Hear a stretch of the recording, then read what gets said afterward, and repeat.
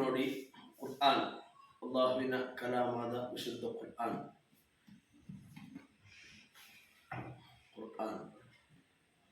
ಇದು ಸ್ವಹೀಹುಲ್ ಬುಖಾರಿ, ಇಮಾಮ್ ಬುಖಾರಿ ರಲಿಯಲ್ಲಾಹು ಸ್ವಹೀಹುಲ್ ಬುಖಾರಿ ಕಿತಾಬ್. ಇದರ ಕೆಳಗೆ ಮಲಯಾಳ ಬುಖಾರಿ ಕಿತಾಬ್ ಇದೆ ನೋಡಿ. ಎಲ್ಲ ಕಿತಾಬಿನ ಮೇಲೆ ಇಡುವಂತಹ ಒಂದು ಕಿತಾಬ್ ಆಗಿದೆ ಸ್ವಹೀಹುಲ್ ಬುಖಾರಿ. ಬುಖಾರಿ ಎಂಬ ಈ ಗ್ರಂಥದ ಮೇಲೆ ಯಾವ ಕಿತಾಬನ್ನು ಇಡಬಾರದು. ಸ್ವಹೀಹುಲ್ ಬುಖಾರಿಯ ಮೇಲೆ ಇಡಬೇಕಾದಂತಹ ಒಂದು ಗ್ರಂಥವಿದ್ದರೆ ಅದು ಪವಿತ್ರವಾದ ವಿಶುದ್ಧ ಕುರ್ಆನ್ ಬಿಟ್ಟರೆ ಬೇರೆ ಯಾವುದೇ ಕಿತಾಬನ್ನು ಸ್ವಹೀಹುಲ್ ಬುಖಾರಿಯ ಮೇಲೆ ಇಡಬಾರದು. ಇದು ಕುರ್ಆನಿನ ಮೇಲೆ ಅಷ್ಟೇ. ಕುರ್ಆನಿನ ಮೇಲೆಗೆ ನಾವು ಬೇರೆ ಸ್ವಹೀಹುಲ್ ಬುಖಾರಿ ಆಗಲಿ ಬೇರೆ ಯಾವ ಕಿತಾಬ್ ಆಗಲಿ ಕುರ್ಆನಿನ ಮುಸ್ಹಫಿನ ಮೇಲೆ ನಾವು ಇಡಬಾರದು.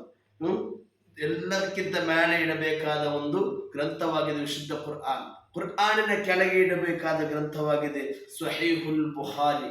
ಬುಖಾರಿಯ ಕೆಳಗೆ ಯಾವುದು ಬೇಕಾದರೆ ಇಡಬಹುದು. ಬುಖಾರಿಯ ಮೇಲೆ ಬೇರೆ ಯಾವ ಕುರ್ಆನ್ ಬಿಟ್ಟರೆ ಬೇರೆ ಯಾವ ಗ್ರಂಥವನ್ನು ಇಡಬಾರದು.